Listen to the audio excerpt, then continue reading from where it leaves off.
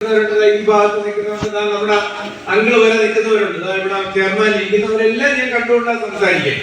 അപ്പൊ eye contact വേണം, അത് ജഡ്ജസ് നോക്കും.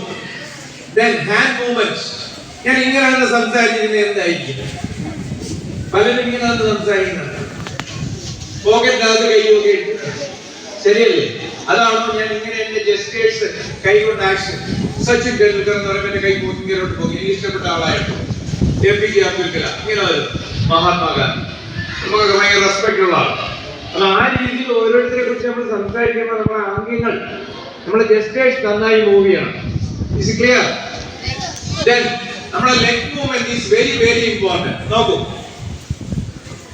ഞാനിപ്പോ ഇങ്ങനെയാണ് നിൽക്കുന്നെങ്കിൽ നമ്മളെ അസംബ്ലിയിൽ അറ്റൻഷനായിട്ട് നിൽക്കുന്ന ആളുകൾ ഇങ്ങനെ നിന്ന് കഴിഞ്ഞാൽ എനിക്ക് സ്പീച്ച് നടത്താനായിട്ട് ഈസി അല്ല. വൈ?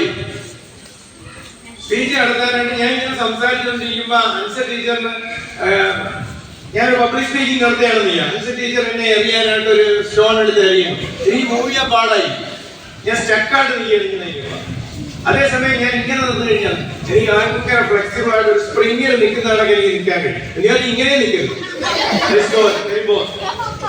നമ്മളൊരു ജസ്റ്റ് നമ്മുടെ പോസ്റ്റർ എന്ന് പറയുന്നത് അറ്റൻഷൻ ഈ രീതിയിൽ നിന്ന് കഴിഞ്ഞാൽ നമുക്ക് ഫ്ലെക്സിബിൾ ആയിട്ട് അങ്ങോട്ട് ഇങ്ങോട്ട് മൂവ് ചെയ്യാൻ പറ്റും. Is clear? That is very important.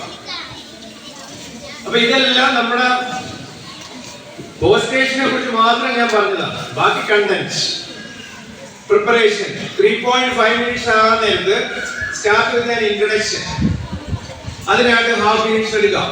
Then കണ്ടന്റിനായിട്ട് 2 minutes എടുക്കാം.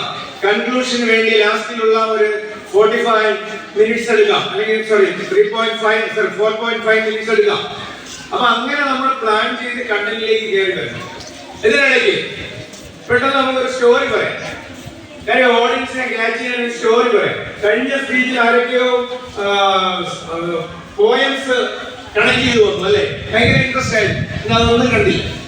വീട്ടിനെ കുറിച്ച് പറയുമ്പോൾ എന്തൊക്കെയോ നമുക്ക് പോയം എന്ന് പറയുമ്പോൾ റിസീറ്റ് ചെയ്യാനായിട്ട് കഴിവുള്ളവരായിരിക്കും പോയം എടുക്കുന്നത്.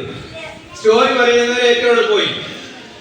ഇപ്പൊ ആൽബർട്ട് ഐൻസ്റ്റീനെ കുറിച്ച് പറയുകയാണെങ്കിൽ ഞാൻ ഒരു സ്റ്റോറി പറയാം.